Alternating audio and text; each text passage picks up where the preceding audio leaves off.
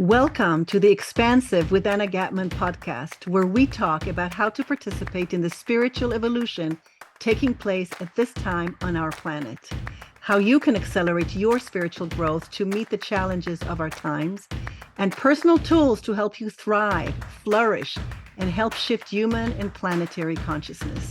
Because 1 degree shift can change our world. I'm your host, Anna Gatman. Thank you for joining me. I want to talk today about the longing for connection and the longing for community that we have, and specifically that the longing for connection that you have is part of your spiritual DNA. The longing for connection that we have is part of our spiritual DNA.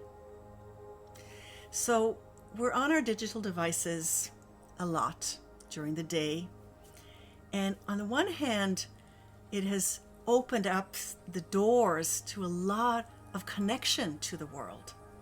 We can Google anything, we can find out what's happening on the other side of the planet, we can be part of communities that are not locally where we are. So there's a lot of connection that has happened through social media and through our digital devices. But there's also a loneliness that has come with it, because we're kind of interacting with this machine and we're longing for human connection. We're longing for something that feels more real to us. And then COVID was a big hit to all of us.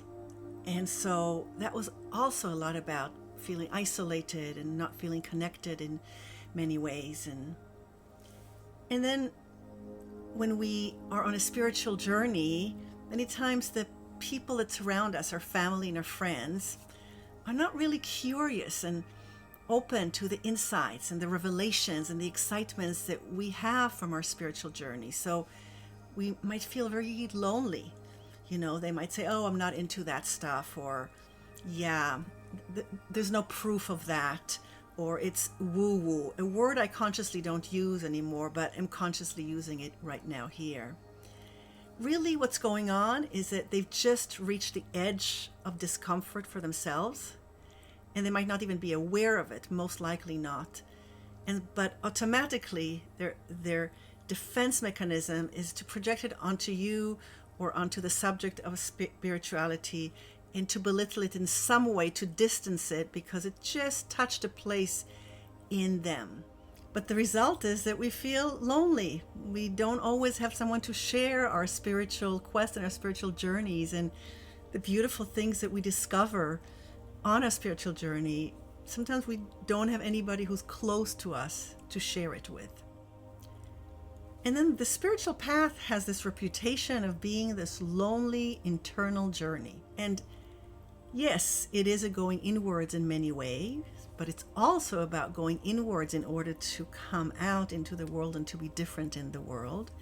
And yes, there are lonely moments in this spiritual journey, but there's lonely moments throughout our day or throughout our week or periods in our life. So whether you're on a spiritual quest or not, there is aloneness and there's loneliness.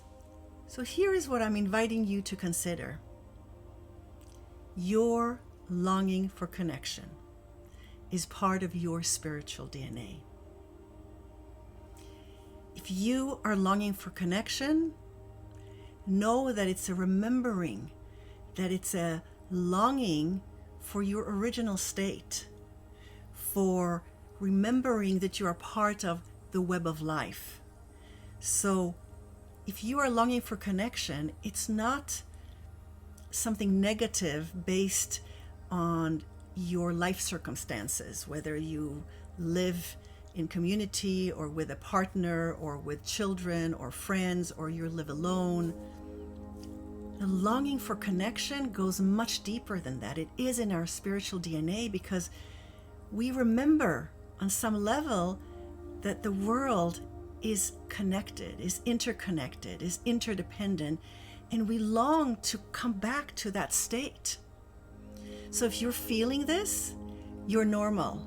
You're normal, you're alive, and you're longing for something that is the most natural thing in the world. It's how the world is actually created, out of a web of connections. So a part of you is just longing for this reunion with both the seen and unseen parts of the web of life that you want to connect with in order to feel that you are part of this wholeness. The part of you that knows the elements that make up our world wants to connect with them intentionally and feel part of the elements of fire, of earth, of air, of water. You want this living, intentional connection with these great forces that make up our world. The part of you that knows wants connection with the trees, with the birds, with the lakes. Because whether you are aware of it or not, there is a built-in connection, for example, between trees and the plant kingdom and us humans. We provide carbon dioxide as we exhale to trees. They do photosynthesis, transform it into oxygen, and then we breathe. It allows us to breathe. So we are in this intricate connection with trees, that really we are alive and they are alive because of this connection and this relationship. So that's a deep feeling of belonging, of connection, of remembering that your being knows and is longing for. Another example is, before you come into this incarnate form, you are consciousness. And so a part of your soul comes into incarnation. But there's a bigger part of you that you want to be in connection with. That's your soul, your inner being, your higher self, the fullness, the full potential of who you are. So it's only natural that you're longing for connection with the best of you, with the best potential of you. And to have an active connection with your soul is just natural. It's a natural way of being. So when you're cut off from it and you just see yourself as a human being and a product of your circumstances, and then you feel loneliness and you go, my life circumstances are just awful, that's why I feel lonely. But no, flip it around. You are sane, you are normal, you are longing for what a part in you knows exists, and you want to reconnect, you want to remember, you want to reunite. Another example is your body. Our bodies work, it's all about connection. The different systems working together, the different cells, the different parts, both allowing us to function internally without us having to make any effort, but also the intentional and also the external. So our body is a whole being in multiple system of connection. And so all of you knows that connection is a vital part of who you are. And then we have the connection that we long for through the inner worlds, to the spiritual realms.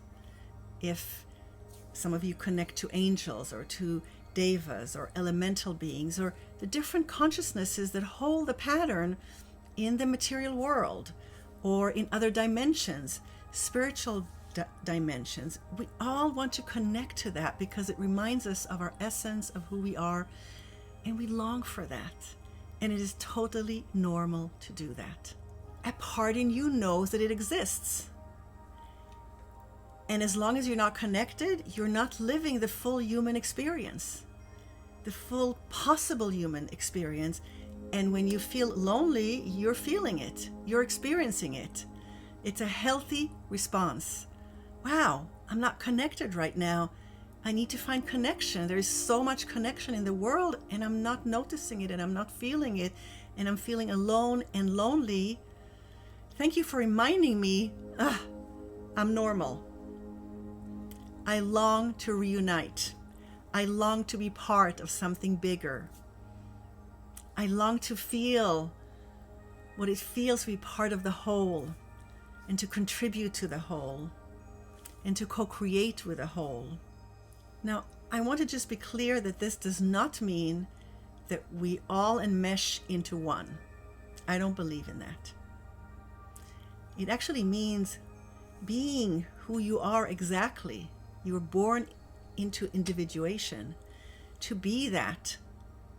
And from that place, to bring who you are, the uniqueness that you are, the unique talent and capabilities that you have into relationship with everything external and internal that you interact with. So it's all about also having the space to be yourself, because sometimes you might feel like, okay, I've been so much of an extrovert lately that I need some quiet time. Well, now you're in relationship with your body or with your psyche. You're listening to your body that needs extra sleep or extra water or nourishment or just some quiet time alone. You're in relationship there as well. You've just shifted the focus of who you are in relationship. Now you're listening to your psyche, to your soul, to your body, whatever it is. So it's all a question of at what level can you see that there's still a connection and there's a relationship. You've just shifted it from maybe the external world. The same goes with your self-expression or the work that you do in the world. You could just do it and feel like it's so empty. But if you decide to be in relationship with your self-expression, with your project, with your work, suddenly it comes to life, and your project is actually living and informing you how to move forward and how to create and what actions to take or decisions to make. So everything is alive and living. Everything is consciousness at different degrees and in different densities and constellations, but everything is alive. So you can be in relationship with your work, with a project, with your body, with angels, with the earth, with your sleeping cycle, whatever you choose. As soon as you start seeing that you can have relationships on all levels, external and internal, then suddenly you're restored to your natural state of being in connection, of living in community, of creating in community, whether it's a physical community of people or whether it's the community of your body that you are now working together to better because you have some ailment, or whether it's a project and there are different parts to it and you try to listen to each part and there's this a community that's collaborating together, the project as well as the people. The idea that you're trying to bring forth in your project is alive and wanting to come through you or through the team. So it too is part of this relationship and connection. And life becomes so more enjoyable because we don't feel so isolated and so alone. And so whenever you feel like you're alone, you're disconnected, you're longing for connection, you're longing for community, know that you're sane. And there's just this tagging at you saying, okay, you've lost your way here for a moment. Come back to connection, come back to community, whichever community it is, if it's nature or humans or the inner spiritual realms, which community do you want to connect to and which community do you want to now co-create with? Whatever you pick, you can do it, even with your home environment. Your home environment has some kind of a balance or composition. It's a community of objects and furniture that you have brought together out of functional needs, but also of aesthetic needs or needs of memories, people that were significant in your life. This belonged to your aunt, this belonged to your mom, whatever it is. There's a community here that's living together in this room. The chairs, you, the lamp, the view outside. It's all part of a community. And so you can just pick whatever you want to focus on. Try paying attention. What community is part of this focus of mine? How can I bring this connection and community and collaborate with it, whether it's resting and taking a break from the outside world or it's engaging fully in something in the external world. And see what happens. Do you find yourself less lonely? Do you find yourself able to feel empowered because your longing for connection has brought you into a sense of community with one aspect of the web of life? I send you blessings.